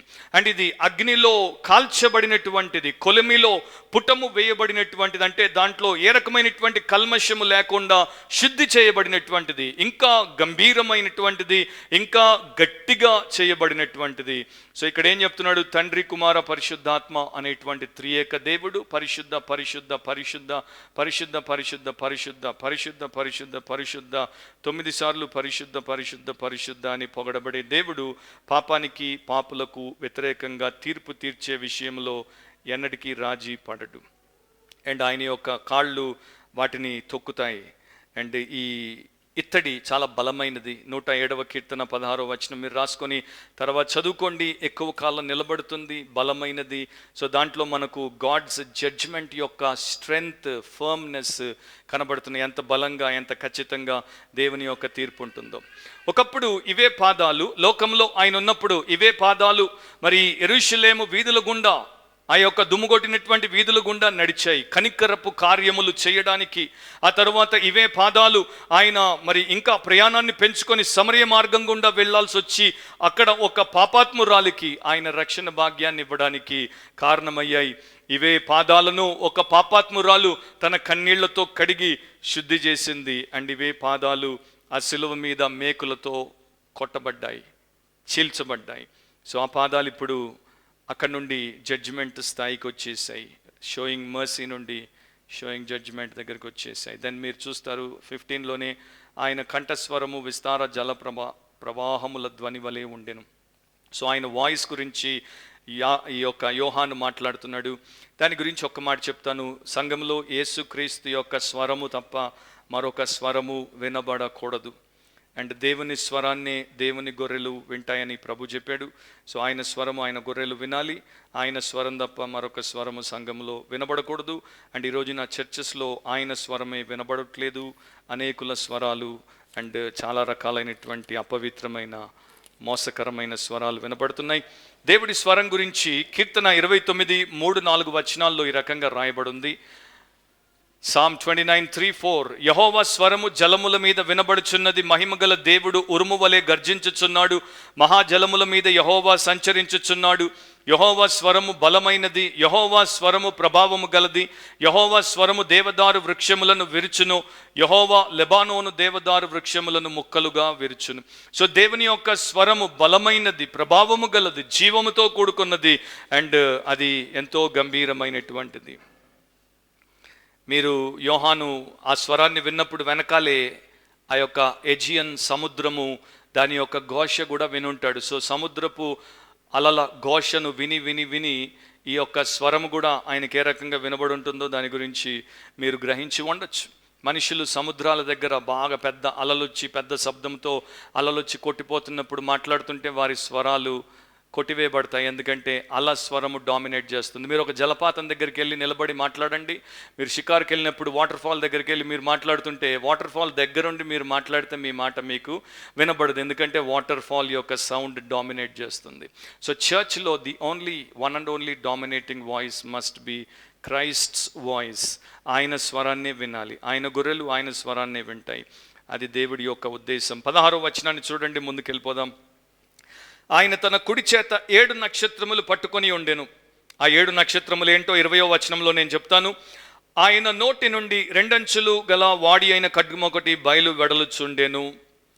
సో ఆయన చేతి గురించి మాట్లాడాడు. డిస్క్రిప్షన్ చూడండి. తల వెంట్రుకలు, తర్వాత ఆయన యొక్క నేత్రములు, తర్వాత ఆయన యొక్క పాదములు, తర్వాత ఆయన యొక్క నోరు, అండ్ తర్వాత ఆయన యొక్క మరి చెయ్యి, ఇవన్నీ చూసుకుంటూ వస్తున్నాం. So the whole picture is before us. ఆయన నోటి నుండి 2 అంచులు గల వాడి అయిన ఖడ్గం ఒకటి బయలు వెడలుచుండెను. ఇది గ్రీకులో రంఫాయా అనేటువంటి ఖడ్గం. రంఫాయా అనేటువంటిది పొడవుగా మరి విశాలముగా నాలుక రూపంలో ఉండేటువంటి 2 అంచులు గల ఖడ్గం. కొంతమంది దాని తర్వాత ఒకవైపునే దాన్ని పదును పెట్టి కూడా దాన్ని ఒక రకమైనటువంటి పొడవాటి ఖడ్గంగా వాడుకున్నారు. కానీ 3rd and 4th century BCస్లో థ్రేషియన్స్ ఈ ఖడ్గాన్ని రోమన్లకు వ్యతిరేకంగా వాడడాన్ని చరిత్ర మనకు చెప్తోంది. సో ఆయన యొక్క నోట్లో నుండి వచ్చేటువంటి ఆ 2 అంచులు గల ఖడ్గం ఏం చేస్తుంది? చాలా గొప్ప పనులు చేస్తుంది. నెక్స్ట్ లెసన్స్లో వివరాల్లోనికి వెళ్దాం. కాకపోతే 2 ప్రధానమైనటువంటి పనుల గురించి ఇక్కడ నేను మీకు జ్ఞాపకం చేస్తాను. 2వ అధ్యాయంలో మీరు ఒకవేళ 16వ వచనాన్ని చూస్తే, 2వ అధ్యాయము రెవల్యూషన్ 2:16లో, కావున మారు మనసు పొందుము, లేని ఎడల నేను నీ యొద్దకు త్వరగా వచ్చి నా నోట నుండి వచ్చు ఖడ్గము చేత వీరితో యుద్ధము చేసేదను అని ఆయన పెర్గము సంఘానికి చెప్తున్నాడు. పెర్గము సంఘంలో కొంతమంది అబద్ధికులు ఉన్నారు, అండ్ మోసకరమైనటువంటి బోధను చేసేవారు, అనుసరించేవారు ఉన్నారు. నీకోలాయితుల బోధ అక్కడ ఉంది, అబద్ధ బోధ ఉంది. సో ప్రధానంగా వాక్యానికి వ్యతిరేకంగా, వాక్యాన్ని వంచి, వాక్యాన్ని వక్రీకరించి అబద్ధ బోధ చేసేటువంటి అబద్ధ ప్రవక్తలు, అబద్ధ బోధకులు, అబద్ధపు కపట సహోదరి సహోదరులను యేసు తన ఖడ్గము చేత సంహరిస్తాడు. అండ్ ప్రకటన 19, 15 అండ్ 21 వచనాలు మీరు రాసుకోండి. భూమి అంతా ఆయన మీద తిరుగుబాటు చేసినప్పుడు, ఆయన రారాజుగా తిరిగి వచ్చినప్పుడు ఇదే ఖడ్గముతో దాన్ని ఆయన నాశనము చేస్తాడు. సో ఇటు సంఘంలో ఉన్నటువంటి అబద్ధికులను అండ్ అటు ప్రపంచంలో ఉన్నటువంటి పాపాత్ములైనటువంటి దుర్మార్గులను ఇద్దరిని కూడా శిక్షించడానికి ఇదే ఖడ్గాన్ని యేసు వాడతాడు. దేవుని వాక్యము, the word of God will destroy everything that is ungodly for ever and ever. 16వ వచనంలోనే ఆయన ముఖము మహా తేజస్సుతో ప్రకాశించుచున్న సూర్యుని వలె ఉండెను. ఇప్పుడు ఆయన ముఖం వైపు చూస్తున్నాడు. ఆయన ముఖం ఎట్లా ఉంది? యేసు ప్రభు యొక్క ముఖము మహా తేజస్సుతో ప్రకాశించుచున్నటువంటి సూర్యుని వలె ఉంది. ఈయనకి జ్ఞాపకం వచ్చుండొచ్చు, యోహాను, పేతురు, యాకోబులు ఆ రూపాంతరపు కొండ మీదకి వెళ్ళినప్పుడు యేసు ప్రభు ముఖము సూర్యుని వలె వెలిగిపోయింది, ఆయన వస్త్రము తెల్లనిదిగా వెలిగిపోయింది. అక్కడ ఆయన చూచాయగా చూసి ఉంటాడు, ఒక గ్లింప్స్ని అక్కడ పొందుంటాడు. కానీ ఇక్కడ టోటల్గా కంప్లీట్గా యేసు మహిమలో ఆయన యొక్క ముఖము సూర్యుని వలె ప్రకాశించి వెలిగిపోతుంది. దీంట్లో కూడా 2 విషయాలు ఉన్నాయి, మీరు రాసుకునేటువంటి వారు రాసుకోండి. అండ్ 2వ తెస్సలోనిక 2వ అధ్యాయం 8వ వచనం ప్రకారము ఆయన యొక్క ఆగమన ప్రకాశము దుష్టులను, దుర్మార్గులను, పాపాత్ములను నాశనం చేస్తుంది. సో ఆయన వచ్చినప్పుడు the brightness of his appearance or his glory will destroy. ఆయన ఏం చేయాల్సిన అవసరం లేదు. ఆయన యొక్క వెలుగుతో కూడినటువంటి ప్రకాశమే పాపులను నాశనం చేస్తుంది. అండ్ అదే పరిశుద్ధులకు గొప్ప నిరీక్షణగా ఉంది. 1 యోహాను 3:2 ప్రకారం. మరి మీ హార్ట్ ఏ రకంగా వేడెక్కుతుందో నాకు తెలియదు. యేసు వారితో మాట్లాడినప్పుడు ఎంఐ మార్గంలో 2 శిష్యులు వారి యొక్క హృదయాలు ఏమయ్యాయంట? మండాయి. సో మన జీసస్ని స్క్రిప్చర్ ఏ రకంగా పోర్ట్రే చేస్తోంది, స్పిరిట్ ఆఫ్ గాడ్ ఏ రకంగా పిక్చరైజ్ చేస్తున్నాడో మనం చూసినప్పుడు మన హృదయం మండకపోతే మనం దేవుణ్ణి ప్రేమించే వారి జాబితాలో లేనట్టు. మీరు న్యాయాధిపతుల గ్రంథం 5వ అధ్యాయం 31వ వచనం తర్వాత రాసుకోండి. అక్కడ యెహోవాను ప్రేమించేటువంటి వారు సూర్యుని వలె, పగటి సూర్యుని వలె బలము కలిగి ప్రకాశిస్తారని రాయబడి ఉంది. సో దేవుణ్ణి ప్రేమించేటువంటి వారే పగటి సూర్యుడిగా ప్రకాశిస్తే, ఇక దేవుని ప్రియ కుమారుడైనటువంటి యేసుక్రీస్తు, ఆయన ప్రేమను లోకానికి చాటడానికి వచ్చినటువంటి యేసుక్రీస్తు ఏ రకంగా ఉంటాడో నేను మీకు చెప్పాల్సిన అవసరం లేదు. కానీ ఏ ముఖాన్నైతే ఈ రోజున యోహాను ప్రకాశమానమైన సూర్యునిగా చూశాడో, ఒక రోజున అదే ముఖం మీద కొంతమంది ఉమ్మి వేశారు. ఎప్పుడైతే ఆ ముఖం మీద ఉమ్మిబడిందో, ఆయన ఊపిరి విడిచాడో, సూర్యుడు కనుమరుగైపోయాడు, భూమి అంతా కూడా చీకటైపోయింది. సో నా ప్రియ సహోదరి సహోదరులు గుర్తుపెట్టుకోండి, జీసస్ ఆ రోజున పాపుల ఉమ్మిని తన ముఖం మీద వేయించుకున్నాడు. అండ్ ఈ రోజున ఆయన ప్రకాశము, ఆయన ముఖం నుండి వచ్చే ప్రకాశమే వారిని సర్వనాశనం చేస్తుంది. సో 3 రకాలుగా ఆయన యొక్క ప్రకాశం గురించి బైబిల్ మాట్లాడుతోంది. లోకానికి యోహాను 8:12 ప్రకారము ఆయన వెలుగై ఉన్నాడు. ఇశ్రాయేలుకు మలాకి 4:2 ప్రకారము ఆయన నీతి సూర్యుడై ఉన్నాడు. అండ్ క్రైస్తవ సంఘానికి ప్రకటన గ్రంథం 22:16 ప్రకారము ప్రకాశమానమైన వేకువ చుక్కై ఉన్నాడు. So to the world he is its light, to Israel he is the son of righteousness, to the church he is the bright morning star. So this Jesus, this glorious Jesus is our Jesus. And ఆయన ఆ రకంగా చూడగానే 17వ వచనం, నేను ఆయనను చూడగానే చచ్చిన వాని వలె ఆయన పాదముల యొద్ద పడితిని.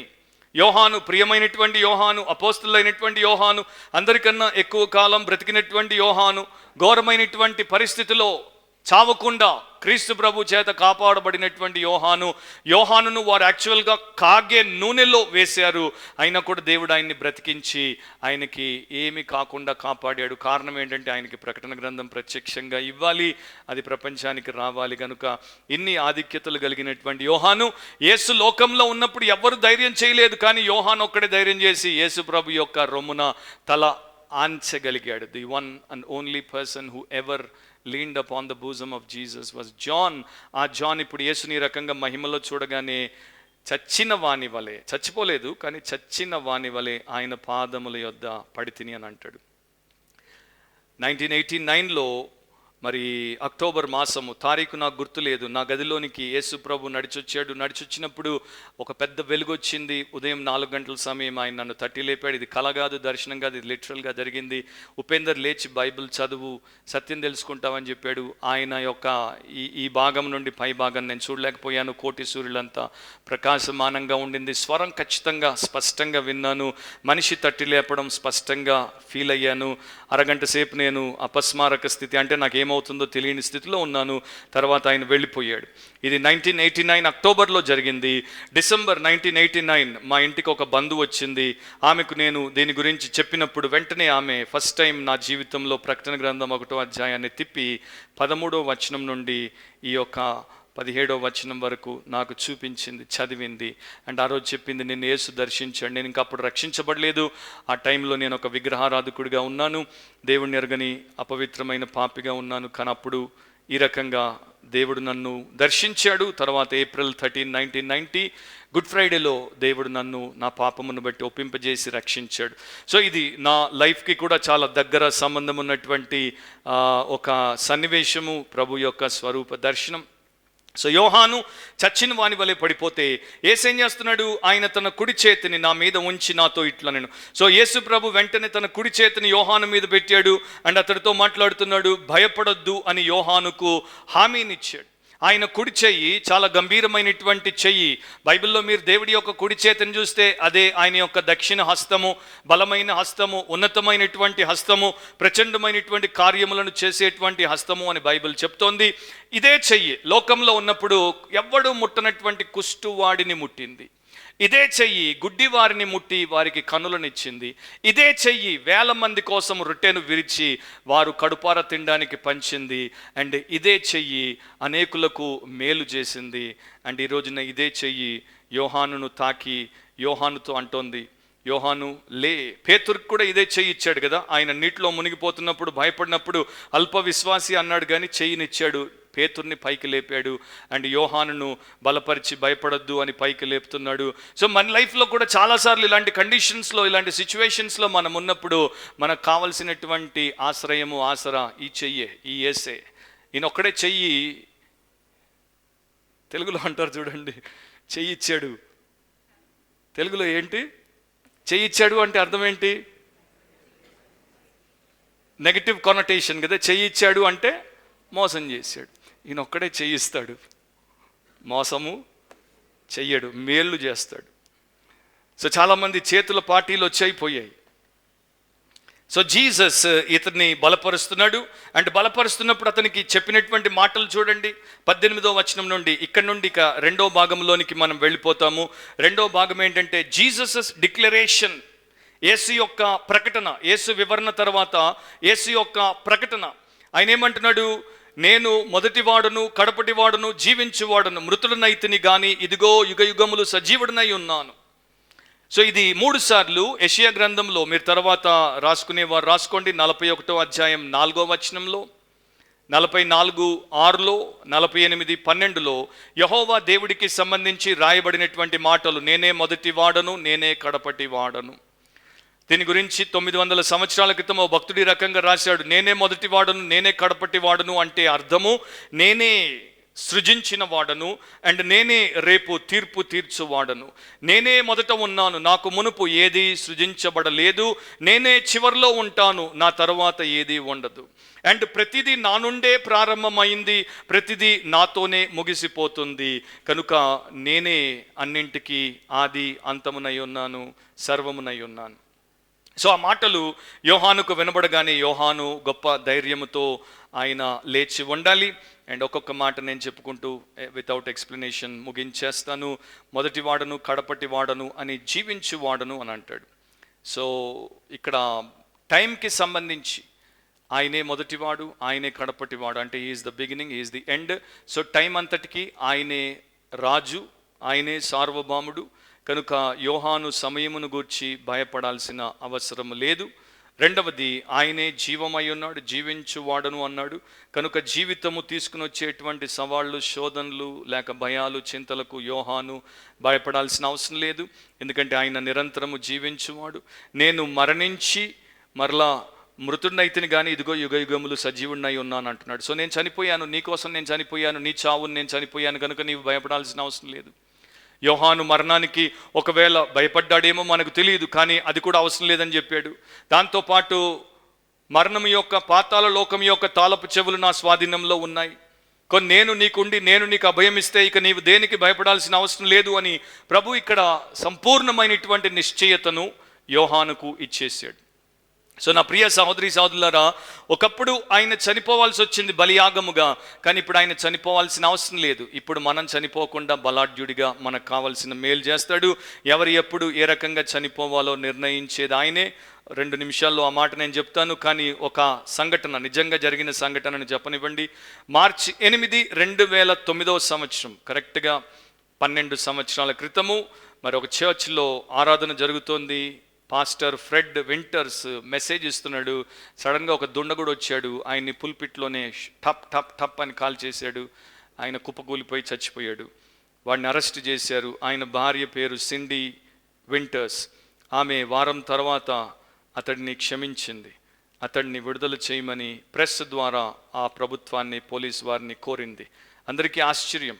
ఒక సేవకుడు, ఒక సంఘ కాపరి, అది కూడా దేవుడి సంఘంలో ఆరాధన నడుపుతున్నప్పుడు వాక్యం చెప్తుంటే ఆయన్ని కాల్చిన వ్యక్తిని భార్య క్షమిస్తుంది ఏంటి అని. అప్పుడు ఆమె ఈ మాటలు చెప్పింది, యేసు మృతుడయ్యాడు, తిరిగి లేచాడు, నా భర్త మరణించుట అంతము కాదు, ఆయన అవతలికి వెళ్ళాడు, నేను కూడా అవతలికి వెళ్తాను. ఆయన అవతలు ఉన్నాడు, కానీ వీడు అవతలికి రాడు. వీడు రక్షించబడి, వీడు క్షమించబడితేనే అవతల నిత్య జీవానికి క్రీస్తు ద్వారా వీడికి లాభం, లేకపోతే లేదు అని చెప్పి పెద్ద హృదయంతో ఆమె క్షమించగలిగింది, అతడి రక్షణ కోసం ప్రార్థించగలిగింది. కారణం ఏంటంటే యేసు ఆ రకమైనటువంటి నిరీక్షణ ఆమెకి ఇచ్చాడు. మరి అలాంటి నిరీక్షణ నీకుందా? 18లో అంటున్నాడు, మరియు మరణము యొక్కయు పాతాళ లోకము యొక్కయు తాళపు చెవులు నా స్వాధీనంలో ఉన్నాయి. సో ఎవరి చేతుల్లో తాళపు చెవులు ఉంటాయో వారే యజమాని, ఎవరి చేతుల్లో తాళపు చెవులు ఉంటాయో వారే అధికారి. ఎందుకంటే తాళపు చెవి అధికారానికి సాదృశ్యం. రబ్బినికల్ ప్రావర్బ్, రాబాయిల మధ్యలో ఉన్నటువంటి ఒక సామెత, దేవుడి చేతుల్లో 4 తాళపు చెవులు ఉంటాయి. వాటిని ఆయన ఏ దూతకివ్వడు, ఏ సెరోపుకివ్వడు, ఎవరికివ్వడు. ఒకటి వర్షానికి సంబంధించిన తాళపు చెవి, ఆయన తిప్పితేనే తాళము తీస్తేనే వర్షం వస్తుంది, లేకపోతే ఆగిపోతుంది. రెండవది ఆహారానికి సంబంధించిన తాళపు చెవి, ఆయన విప్పితేనే భూమి పంటనిస్తుంది, లేకపోతే కరువు. మూడవది సమాధులకు సంబంధించిన తాళపు చెవి, ఆయన తెరిస్తేనే ఒకడు చస్తాడు, ఆయన తెరవకపోతే ఒకడు చావడు. నాలుగవది గొడ్రాలి యొక్క గర్భమును తెలుచుటకు తాళపు చెవి, ఆయన ఇస్తేనే గర్భం వస్తుంది, ఆయన ఇవ్వకపోతే మనం ఎన్ని టెస్టులు చేసినా, మనం ఎన్ని రీసెర్చ్లు చేసినా మన డబ్బులు పోతాయి, కానీ బిడ్డలు రారు. సో దేవుడి చేతుల్లో ఉన్నాయని రాబాయిస్ చెప్పారు. అండ్ ఇక్కడ మరణానికి ద్వారం ఉంది, అండ్ మరణపు ద్వారం యొక్క తాళపు చెవి యేసు దగ్గర ఉంది. అండ్ నెక్స్ట్ టైం మనము ఆ కీస్ గురించి మరలా మనం చూడొచ్చు. నాకు హిస్టారికల్గా పొంపెయి గురించి జ్ఞాపకం వస్తుంది. పొంపెయి పట్టణంలో అగ్నిపర్వతం బద్దలై అంత లావా అండ్ వేడి ఏమంటే పొగలు అండ్ నిప్పుతో కూడుకున్నటువంటి ఆ ద్రవకం కిందికి వచ్చేస్తున్నప్పుడు ఒక చెరసాలలో 4 ఖైదీలను వారు మరి సంకెళ్లతో బొండ వేసి బిగించారు. ఆ రోజున డోర్ తెరిచింది, కానీ వారిని కట్టివేసిన స్థలం నుండి వారికి అందనంత దూరంలో వారికి విడుదలనిచ్చే తాళపు చెవి ఉంది. ఈ 4 ఎంతగా ఆశపడ్డారో అదొచ్చి మమ్మల్ని కాల్చకముందే, సజీవ దహనం చేయకముందే ఆ తాళపు చెవితో మమ్మల్ని మేము విడుదల చేసుకుంటామని. వాళ్ళు విడుదల చేసుకోలేకపోయారు, కేకలేసారు, వారి మాంసాన్ని వాళ్ళు పెరికేసుకున్నారు. ఎన్ని చేసినా కూడా ఆ లావా వచ్చింది, 4 సజీవ దహనం చేసేసింది. Because they had no key, వారి దగ్గర తాళపు చెవి లేదు. And today we have no key. Death and Hades అవి 2 ప్రభు చేతుల్లో ఉన్నాయి. సో మనం మన సమయం కన్నా ముందే పోతామేమో అనే భయం మనకు అవసరం లేదు. అండ్ మనకి యేసు ఉన్నాడు అనే ధైర్యం ఉంటే చాలు. ఒక భక్తుడు అనేవాడు, ప్రపంచంలో కీ మెన్ని తెలుసుకోవాల్సిన అవసరం లేదు. We don't need to know key men in the world to get ahead. We need to know the keeper of the keys, Jesus. గొప్ప వ్యక్తులు, ముఖ్యులను తెలుసుకుంటే నేను పైకి వస్తాను ప్రపంచంలో అనుకోవాల్సిన అవసరం లేదు. అన్ని తాళపు చెవులు కలిగిన యేసుని తెలుసుకుంటే చాలు, నువ్వు పైనే ఉంటావు. ఇక చివరి మాట రైట్ అన్నాడు 19లో. అది ఆల్రెడీ నేను చెప్పాను. నీవు చూచిన వాటిని, ఉన్న వాటిని, వీటి వెంట కలగబోవు వాటిని, అనగా నా కుడి చేతిలో నీవు చూచిన 7 నక్షత్రములను గూర్చిన మర్మమును, ఆ 7 సువర్ణ దీపస్తంభముల సంగతియు రాయము. చూచినవేంటి? 1వ అధ్యాయంలో ఆల్రెడీ ఏం జరిగాయో ఆయన చూసేశాడు. ఉన్నవేంటి? 2-3 అధ్యాయాల్లో సంఘాలకు రాయబడినటువంటి విషయాలు. జరగబోయేవి, వీటి వెంట కలగబోవి ఏంటి? 4వ అధ్యాయం నుండి 22వ అధ్యాయం వరకు ఉన్నటువంటివి మొదటి పరిచయ పాఠంలో చెప్పాను. సో వాటి గురించి రాయమన్నాడు. రాయమనగానే యోహాను రాయడం మొదలుపెట్టాడు. గుర్తుపెట్టుకోండి, దేవుడు ఎప్పుడు రాయమంటే అప్పుడు రాయాలి, దేవుడు ఎప్పుడు పలకమంటే అప్పుడు పలకాలి, దేవుడు ఎప్పుడు విప్పమంటే బహిర్గతం చేయమంటే అప్పుడు చేయాలి. దేవుడి మాట వినాలి. అండ్ ఆయన ఏం చెప్తే అది మనం చేయాలి. సో ఈ విషయాలను ఈ 7 సంఘాలకు రాయమన్నాడు. 7 సంఘాలకు ఆయన రాశాడు. అండ్ ఇక్కడ చివరి మాట ఏంటంటే, ఈ 7 నక్షత్రాలు ఏంటి? దీని మీద బైబిల్ పండితుల మధ్యలో విభేదం ఉంది, భిన్నాభిప్రాయం ఉంది. చాలామంది దీన్ని దేవుని దూతలు అని అన్నారు, ఎందుకంటే అక్కడ 7 సంఘములకు దూతలు అని యేసు ప్రభువే చెప్పాడు, ఏంజిల్స్ అని చెప్పాడు. సో 7 సంఘాలకు ఇవి 7 దూతలు అని కొందరు తీసుకున్నారు. మంచి భక్తులు ఉన్నారు దాంట్లో, వారు చెప్పేదానిలో కూడా వాస్తవ సత్యాలు ఉన్నాయి. మిగతా వారందరూ ఈ 7 సంఘాలకు దూతలు, 7 సంఘముల సేవకులు అన్నారు. ఆ సంఘాల మీద ఉన్నటువంటి కాపర్లు అని అన్నారు. దాంట్లో కూడా చాలామంది మంచి భక్తులు ఉన్నారు. కాకపోతే ఈ దూతలు అనేటువంటి పదాన్ని స్టార్స్ అనే దాన్ని ఏంజిల్స్ లేకపోతే మెసెంజర్స్గా తర్జుమా చేశారు. అది ఇక్కడ కొంత క్లిష్టమైనటువంటి విషయం కనుక మెజారిటీ ఆఫ్ స్కాలర్స్ ఏమంటారంటే, సేవకులు, సంఘానికి దేవుడు అప్పగించినటువంటి నాయకులు, వారిని గురించి సూచిస్తున్న విషయం అని అంటారు. సో నేను అక్కడ దాన్ని ఆ రకంగానే విడిచిపెడతాను, ఎందుకంటే దాని డిస్కషన్లోకి వెళ్తే ఇంకొక 45 నిమిషాలు మీకు చెప్పాలి. అండ్ ఈ టైంలో యేసుని గురించి చెప్పిన తర్వాత సేవకుడి గురించి అంతసేపు చెప్పడం సమంజసం కాదు కదా. బట్ అభిప్రాయం ఏంటంటే, చర్చ్ మీద దేవుడు ఒక గార్డియన్ ఏంజల్ని పెట్టుండాలి, అంటే కాపాడే సంరక్షణ దూతను పెట్టుండాలి. అది వాస్తవం అయి ఉండొచ్చు, ఎందుకంటే బైబిల్లో న్యూ టెస్టిమెంట్లో చదివితే సంఘములో దూతలు ఉన్నారు, అది సత్యం. సో మీరు సంఘంలో ఉన్నప్పుడు దూతలు మిమ్మల్ని చూస్తున్నారు అనేది గుర్తుపెట్టుకోండి. దేవుడు చూస్తున్నాడు, దూతలు చూస్తున్నారు. రెండవది, human messenger from the church. ఈ 7 సంఘాల నుండి యోహాను దగ్గరికి పద్మాసుకు పంపబడినటువంటి 7 మెసెంజర్స్, అంటే ఆయన రాసిన 7 పత్రికలు రాశాడని చెప్పాను కదా 7 సంఘాలకి. ఈ 7 చర్చెస్ నుండి 7 మెసెంజర్స్ వచ్చారు. ఈ 7 లెటర్స్ని తీసుకుని 7 చర్చెస్కి వెళ్ళడానికి వాళ్ళయి ఉండాలి. లేకపోతే 3, ఈ 7 చర్చెస్కి పాస్టర్స్, స్పిరిచువల్ లీడర్స్ వాళ్ళయి ఉండాలి. లేకపోతే అబ్స్ట్రాక్ట్ పర్సానిఫికేషన్ అంటారు, నైరూప్యమైనది, రూపం లేనటువంటి ఒక నాయకత్వ స్థితిని దేవుడు సంఘం మీద పెట్టాడు అని అన్నారు. బట్ మోస్ట్లీ సేవకులు అన్నదాన్నే ఎక్కువ మంది చెప్తున్నారు. అండ్ ఈ సేవకులు ఎక్కడున్నారంట? ఎవరి దగ్గర ఉన్నారు సేవకులు? నా కుడి చేతిలో 7 నక్షత్రాలు. సో దేవుడి సేవకుడు ఎక్కడ ఉంటాడు? ఆయన righteous right hand, powerful right హ్యాండ్లో ఉంటారు. దాని అర్థం ఏంటి? Ownership. The servants belong to me, I own them. ఈ సేవకులు, ఈ సంఘ కాపర్లు నా వారు, నా సొత్తు, నేను వారి యొక్క యజమానిని, హక్కుదారుడును. రెండవది, ఐ ఇన్స్ట్రక్ట్ దెమ్. వారికి ఏం చెప్పాలి, ఏం చెప్పకూడదు, ఏం చేయాలి, ఏం చేయకూడదు నేను చెప్తాను. మూడవది, ఐ డైరెక్ట్ దెమ్. వారిని నేనే నడిపిస్తాను. అండ్ 4వది, వారు నా చేత ప్రొటెక్ట్ చేయబడతారు. వారు నా చేతుల్లో ఉన్నారు. నా చేతిలో ఉన్నదాన్ని ఎవడు ముట్టలేడు, ఎవడు తీయలేడు. సో నా వారు అని చెప్తున్నాడు. సో ఆ రకంగానే సేవకులు ఉండాలి. ఈ రోజున యేసు చేతుల్లో ఉన్నటువంటి నక్షత్రాల వంటి సేవకులు మనకు చాలా అరుదుగా కనబడతారు.